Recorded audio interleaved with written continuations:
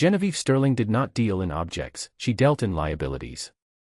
From her 40th floor office, a minimalist expanse of glass and steel overlooking a cityscape that blurred into a Monet of gray and silver, the world was an abstraction. It was a series of cells on a spreadsheet, numbers to be manipulated, assets to be leveraged, and liabilities to be excised. Her focus on this particular Tuesday morning was a multi-billion-dollar acquisition of a logistics firm, a deal that would make the financial news for a week. Her world was one of silent phones, hushed assistants, and the quiet hum of capital flowing through digital channels. The distraction arrived in the form of her junior associate, Marcus Thorne, who stood hesitantly at the edge of her monolithic desk.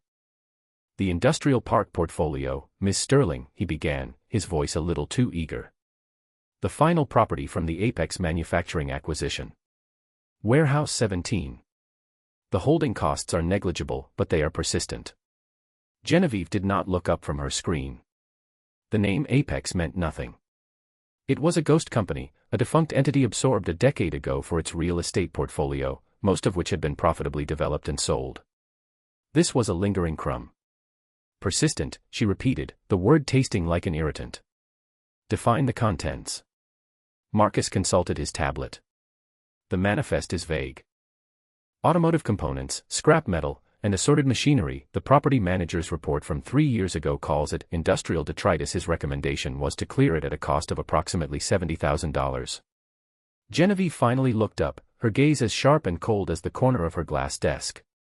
$70,000 was an insignificant sum, but it was an expense, a negative number on a ledger that was supposed to contain only positive ones. It was an inefficiency, and she abhorred inefficiency. "We are not in the business of paying to dispose of our own assets, Marcus. We are in the business of acquisition and growth. Liquidate it. Find some local scrapper. Sell the contents for $1, for $10, I don't care. Get it off the books by Friday. I want that line item gone before the quarterly review." "Yes, Miss Sterling," Marcus said, relieved. He saw this as a clever cost-saving maneuver, a way to turn a projected expense into a tiny profit. He failed to register the profound indifference in her command. It was not a strategic decision, it was the swatting of a gnat. Genevieve Sterling had already forgotten about Warehouse 17. She had moved on to the next, larger number, her mind once again immersed in the clean, sterile world of high finance, a world far removed from the dust and grease of forgotten things. 200 miles away, in a world that smelled of solvent and warm metal, Elias Vance worked. His domain was a small, cinder-block garage behind a modest house on a quiet street. The space was not large, but it was immaculate. Every tool hung in its designated place on the pegboard walls, their chrome surfaces clean, their edges sharp. Canisters of lubricants and fluids were arranged by viscosity and type. On a central lift sat the exposed heart of a 1973 Porsche 911, its flat six-engine a complex sculpture of magnesium and aluminum. Elias's hands, clean but for the fine lines of old grease etched into his knuckles, moved with an unhurried, deliberate grace. He was measuring valve clearances with a feeler gauge, his movements so precise they seemed a form of meditation. At a small, sturdy wooden desk in the corner, his 8-year-old daughter, Lily, was drawing. She did not draw flowers or houses. She drew gear sets and turbochargers, her crayon line surprisingly confident. The only sounds in the garage were the quiet scrape of the metal gauge, the soft scratching of Lily's crayon on paper, and the low hum of the overhead fluorescent lights. Elias was a man who inhabited silence as comfortably as he wore his worn flannel shirt. He was self-contained, his world circumscribed by the walls of this garage and the needs of his daughter. It was a small world, but it was orderly, and everything in it had a purpose. He had built it that way, a fortress of quiet competence against a world that had once been too loud, too fast, and too demanding. The quiet was broken by the crunch of tires on the gravel driveway. Ben Carter ducked his head as he came through the side door, a stark contrast in his lawyer's suit against the backdrop of engine hoists and drill presses. He and Elias had been roommates in college, two young men with impossibly bright futures, one in engineering, the other in law. Ben had followed his path to a partnership in a downtown firm. Elias had taken a detour. "Still communing with the old gods, I see," Ben said, gesturing to the Porsche engine. He loosened his tie, the garage's atmosphere a welcome respite from the strained civilities of his day. Elias didn't look up from his work, sliding the gauge out with a faint click. They still speak the same language. It's honest. Ben leaned against a workbench, careful not to disturb a row of freshly cleaned carburetors. Honest doesn't pay for college, Eli. Not like it should. I saw your invoice for the Carrera RS restoration. You billed for half of what it was worth. The owner knows it. I know it. You're the best there is, and you're charging local mechanic rates. My rates are fair, Elias said, his voice even. The work is the point, not the price. This was a familiar dance for them. Ben saw wasted potential, a genius hiding his light under a bushel. Elias saw a life lived on his own terms. Before this quiet existence, Elias Vance had been a name whispered with reverence in the highest echelons of motorsport. He had been the lead systems engineer for Falkenrath Racing, a legendary privateer team that had battled and often beaten the factory giants at Le Mans and Daytona in the 1980s. His name was on 3 patents for advanced engine management systems, technologies that had been revolutionary. He was a man who could listen to an engine and diagnose a fractional timing issue that would take other engineers weeks of data analysis to find. He had been on a trajectory aimed at the very pinnacle of automotive engineering. Then, Anna had gotten sick. The world of international racing, of private jets and frantic 24-hour races, had no room for a grieving husband, and later, no room for a single father with a 2-year-old daughter. So Elias had walked away. He had traded the roar of the Mulsanne Strait for the quiet hum of his garage. He had chosen Lily. It was a choice he had never, for a single moment, regretted. He had packed away his past, the trophies and photographs stored in a single trunk in his attic, and focused on building a life where he could be present, where his daughter would be the center of his universe. Ben sighed, knowing he was treading on sacred ground. I know why you did it, Eli. And I respect it more than you know. But Lily's getting older. You have a gift. A gift that people in my world, people with more money than sense, will pay a fortune for. Which brings me to why I'm here. He pulled a folded printout from his breast pocket. It was a commercial property listing, dry and unappealing. A corporate client of mine, Sterling Acquisitions, is liquidating some old assets. They're practically giving away the contents of a warehouse in the old industrial park east of town. They're calling it scrap. Elias finally paused, wiping his hands on a clean blue rag. He took the paper from Ben. His eyes scanned the address, and a flicker of something, a memory, an echo, crossed his face. The old Milner Industrial Park. That's the one, Ben said. They're selling the entire lot of contents, cars, parts, whatever's in there, for $5,000. Just to avoid the cost of hauling it away. I thought of you.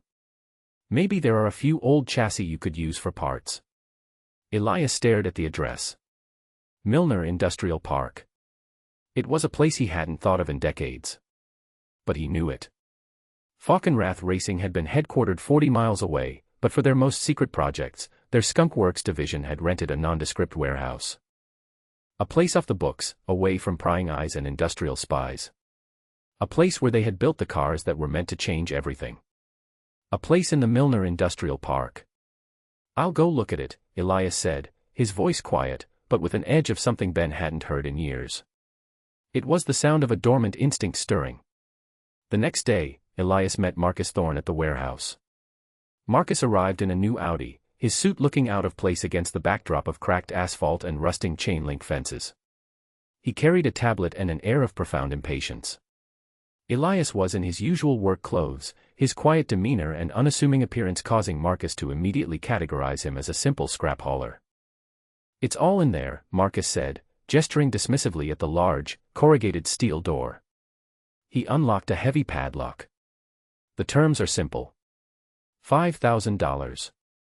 You get a bill of sale for the contents. You have 90 days to clear the building. Everything is as is, whereas we make no warranties about what's inside or its condition. Frankly, we consider it junk.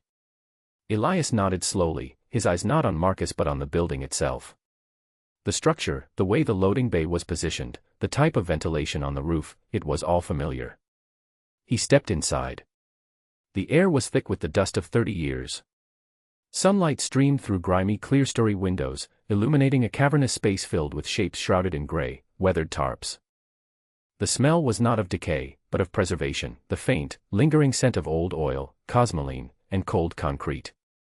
Marcus stayed by the door, tapping his foot. Elias walked slowly through the space. To Marcus, it was a tomb filled with trash. To Elias, it was a time capsule. He didn't need to lift the tarps. He could see enough. The sharp, aggressive angle of a rear wing just visible under one cover. The distinct bulge of a fender on another, a shape designed not for aesthetics but for pure aerodynamic function. He ran a hand along the edge of a large wooden crate, his fingers tracing the stenciled lettering that was almost faded to illegibility, 962F motor. Geheim engine. Secret. He walked to the far corner, to a shape smaller and lower than the others. He knelt and lifted a corner of the tarp. Beneath it was a wheel. Not just any wheel. A 19-inch, centerlock magnesium BBS wheel, its gold paint flaking, but its form unmistakable. It was the type used on the Falkenrath 962 chassis, specifically for the high downforce package developed for the Nürburgring. No one else would know that.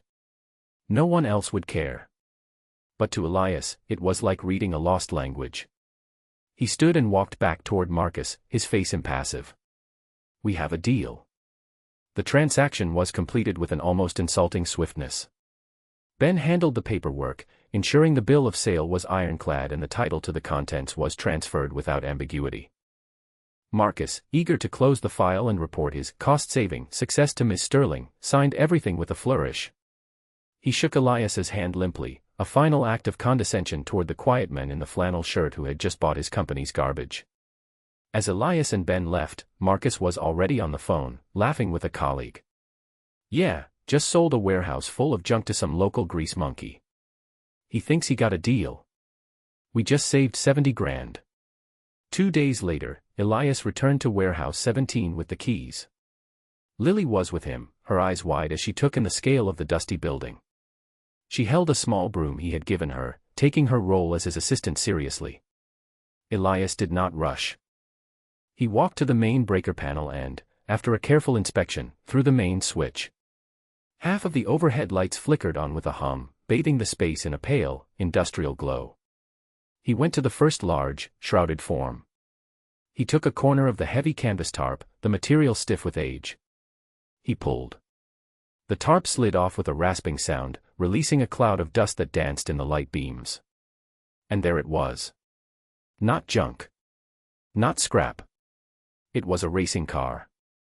A Porsche 962, its iconic low-slung, aerodynamic body covered in the faded silver and yellow livery of Falkenrath Racing. This was not just any 962. Elias recognized the modified ducting on the nose and the unique end plates on the rear wing. This was 962 F03. The Silberpfeil, the Silver Arrow. A car that motorsport historians believed had been destroyed in a fiery testing crash at the Nürburgring in 1988. But it wasn't destroyed. It was here. Scratched, covered in grime, its tires flat, but whole. He moved to the next shape, and then the next. Under the second tarp was another legend, the 962 F02, the team's Daytona-winning car, a machine known for its brute power and reliability. Under the third was something even he hadn't expected. It was a chassis, but not one he recognized.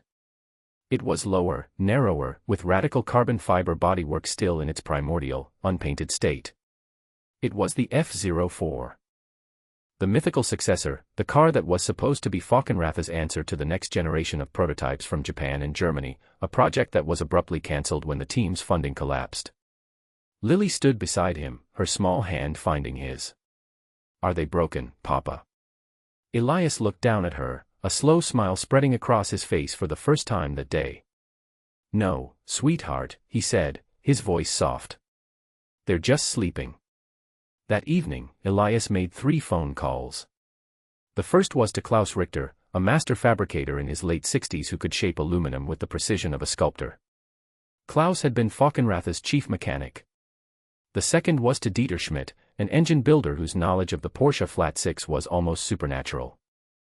The third was to a small group of other former Falkenrath mechanics, men who had been scattered to the winds when the team folded, now working in ordinary garages or enjoying reluctant retirements. He didn't offer them jobs. He didn't talk about money. He just told them what he had found. "Klaus," he said into the phone. "It's Elias. I'm standing in front of the Silberpfil." There was a long silence on the other end of the line, then a thick, German-accented voice, heavy with emotion. "When do we start?" Within a week, a team was assembled in Warehouse 17. It was a reunion of ghosts. These were men in their 50s and 60s, their hands gnarled from decades of work, their faces maps of long seasons in noisy pit lanes. They moved with a shared, unspoken understanding, a professional camaraderie that had been dormant for 30 years. They brought their own tools, their own expertise, and an almost holy reverence for the task ahead. The work began not with wrenches but with brooms and brushes. They cleaned. For 2 weeks, they meticulously cleaned every surface of the workshop, every car, every crated part. They catalogued every component, cross-referencing them with the stacks of original blueprints and technical drawings they found in sealed tubes in a forgotten office. Elias directed the process with his typical quiet authority.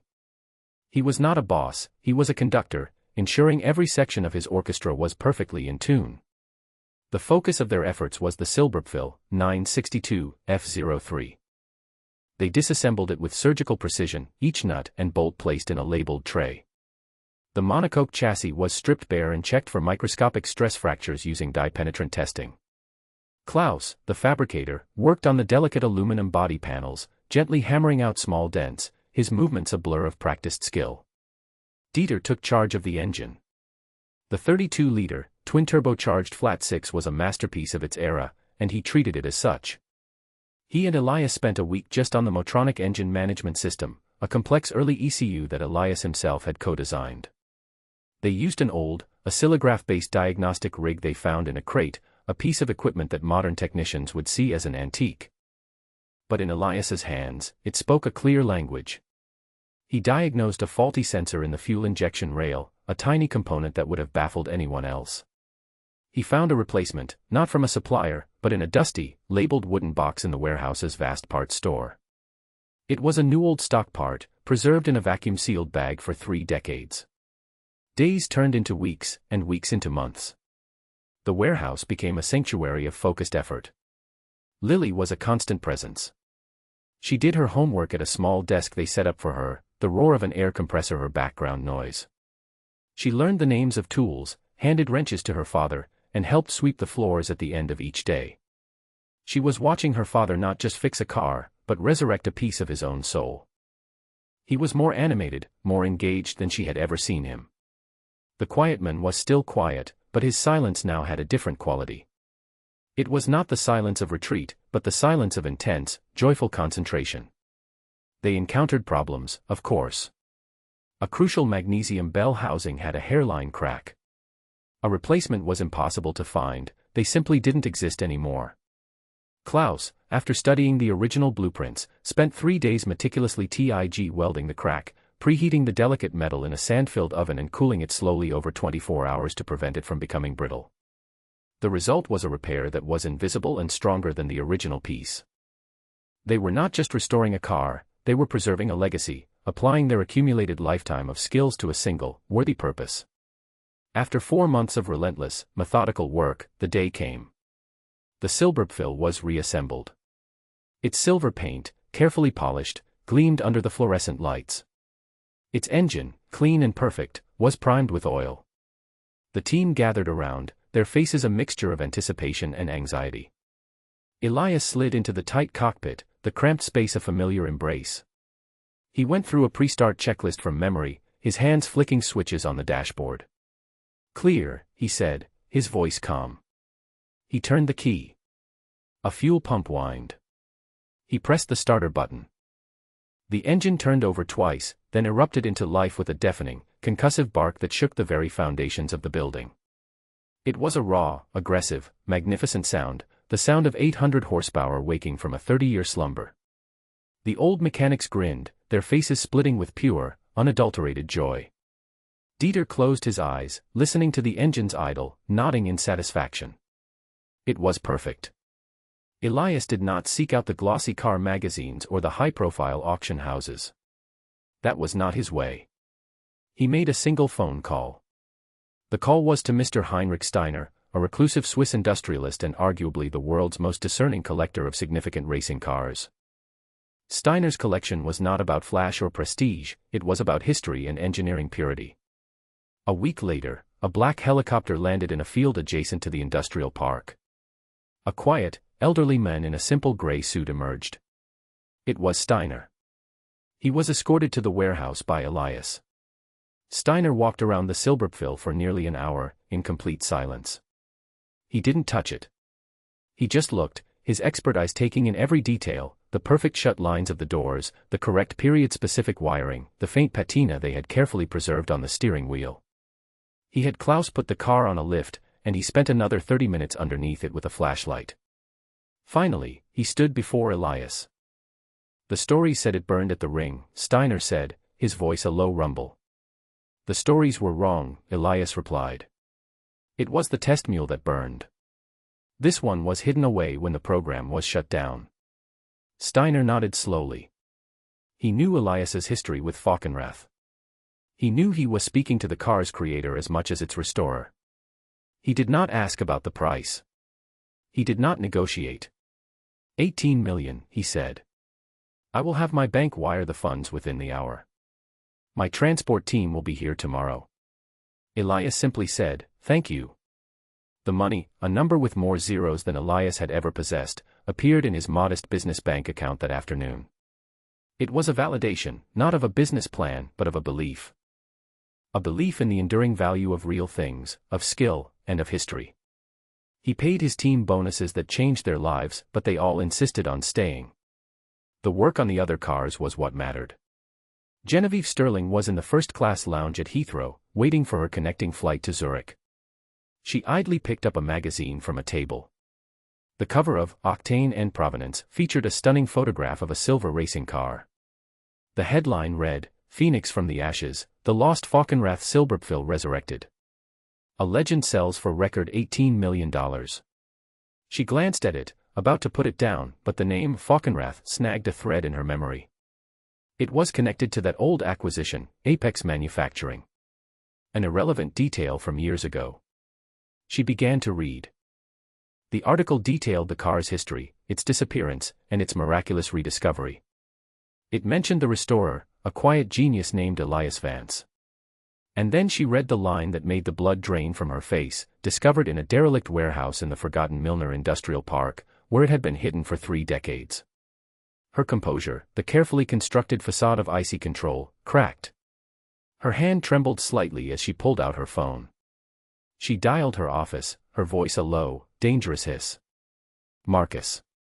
Get on the line. Now.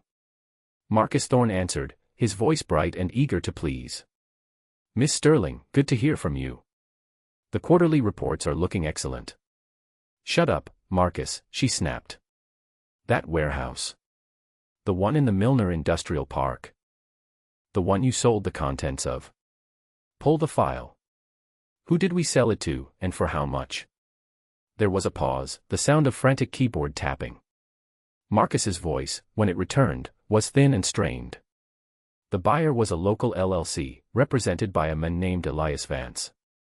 The sale price was $5,000. Genevieve Sterling closed her eyes. The math was brutally simple. A $5,000 transaction had become an $18 million asset.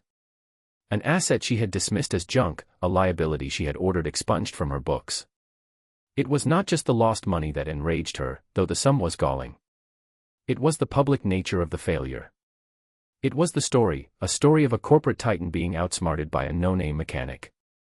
It was a flaw in her perfect record, a testament to a catastrophic failure of vision. Her vision. You are fired, Marcus, she said, her voice devoid of all emotion. Have your security escort clear out your desk. You have 1 hour, she ended the call before he could respond, leaving him to his dawning horror. She sat there in the sterile luxury of the airport lounge, the magazine open on her lap, the silver car mocking her. She had made her fortune by seeing value where others did not. But here, she had seen only a liability, a speck of dust to be swept away. She had failed to look beneath the surface. And it had cost her. A week later, Genevieve Sterling's black Porsche Taycan, silent and sterile, pulled up in front of Elias Vance's garage. It was an alien vessel in this quiet, working-class neighborhood. She emerged, her tailored wool coat and severe expression a stark contrast to the humble setting. She found Elias in the warehouse, which now hummed with organized activity. The Daytona-winning 962 was now on the central platform, its bodywork removed, its intricate chassis exposed. Elias saw her approach but did not stop his work. He was calibrating a fuel pressure regulator, his focus absolute. "Mr. Vance," she said, her voice echoing slightly in the vast space. Elias finished his adjustment, then turned to face her, wiping his hands on a rag. He waited. "I am Genevieve Sterling," she announced, as if the name itself should command a reaction. "It was my company that, through a junior associate's gross incompetence, allowed you to acquire these items." "The contract was clear," Elias said simply. "As is, where is?" Her eyes narrowed. She had expected to intimidate him, to find some angle of legal leverage. The valuation was clearly misrepresented. An $18 million car sold as scrap could be construed as fraud. Ben Carter, who had anticipated this visit, stepped out from the small office. "Miss Sterling, my name is Ben Carter, I'm Mr. Vance's counsel. Your company drafted the sale agreement. Your representative declared the contents to be industrial detritus. There was no misrepresentation. My client simply had the expertise to recognize the value your company was blind to. It was a fair, arm's-length transaction. You have no legal standing." Genevieve's jaw tightened. The legal angle was a dead end, and she knew it. She shifted tactics, her voice becoming smoother, more reasonable. "Look, a mistake was made. A colossal one. But there is still an opportunity here. You have 2 more of these vehicles. My firm has the capital and the marketing infrastructure to maximize their value. We could form a partnership. A joint venture. We could create a brand around this discovery. The potential is enormous." She was back in her element, talking deals, numbers, potential. She was trying to turn her mistake into a new acquisition. Elias listened patiently, his expression unreadable. He looked at the cars, gleaming under the lights. He looked at his old friends, Klaus and Dieter, working together in quiet harmony. He thought of his daughter, safe and happy, doing her homework in the clean, quiet space he had built for them. He had everything he needed. He did not need her world of leverage and monetization. He met her gaze. "No," he said. It was not an angry no, or a defiant one. It was a simple, quiet, and absolute statement of fact. "We're not for sale." The finality in his voice was unmistakable. For the first time in her professional life, Genevieve Sterling had no counteroffer, no leverage, no path to victory. She had come to the wrong place with the wrong currency. Here, her money and power meant nothing. The only thing of value was skill, knowledge, and integrity, commodities she had long ago forgotten how to trade in. She turned without another word, her heels clicking on the concrete floor, and returned to her silent car, defeated. In the following year, the world Elias had built blossomed. He and his team formed a new entity, a company with a purpose as much as a business plan. They called it Falkenrath Legacy Works. They finished the restoration of the Daytona-winning 962 F02, and it was sold, not to a private collector, but to the Porsche Museum in Stuttgart, ensuring it would be preserved for public view.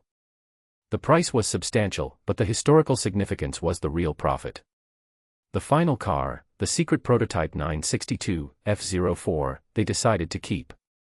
It was their crown jewel, a car they would enter into vintage racing events, not to win, but simply to let it run, to let people hear its engine sing again. With a portion of the proceeds, Elias bought the entire Milner Industrial Park. He had the derelict surrounding buildings demolished, clearing the land and cleaning up the urban blight. He left only one structure standing, Warehouse 17. He had the building renovated, not into a flashy showroom, but into a state-of-the-art restoration facility, a clean, well-lit cathedral dedicated to the art of the automobile. Over the large roll-up door, he mounted a simple sign, made of brushed aluminum with clean, sans-serif lettering. It said, simply, Falkenrath. It was not an advertisement. It was a tombstone and a birth announcement, all in one. He remained unchanged by the money. He still lived in the same modest house. He still drove his old pickup truck. His wealth was not in his bank account, it was in his freedom. The freedom to do the work he loved, with the people he respected. The freedom to be home every night to have dinner with his daughter, to help her with her math homework, to be the father Anna would have wanted him to be. One crisp autumn evening, long after the rest of the team had gone home, Elias and Lily were alone in the vast, quiet workshop. The finished prototype, F04, sat in the center of the floor, its unpainted carbon fiber body absorbing the light. Elias had the engine cover open, and he was showing Lily the intricate dance of the valve train, explaining how camshafts and rockers worked in perfect, mechanical synchrony. Lily, now 9, listened intently, her brow furrowed in concentration. She pointed a small, slightly greasy finger at a component. So the fuel goes in there, and the spark makes it push that down. Exactly, Elias said, his voice filled with a quiet pride.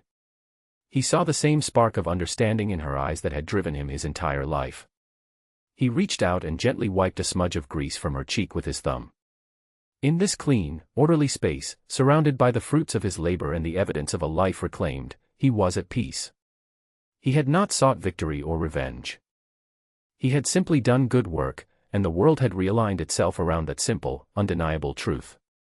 He was the quiet master, home in his kingdom, a king of tangible things, his fortune measured not in dollars, but in the quiet satisfaction of a job well done.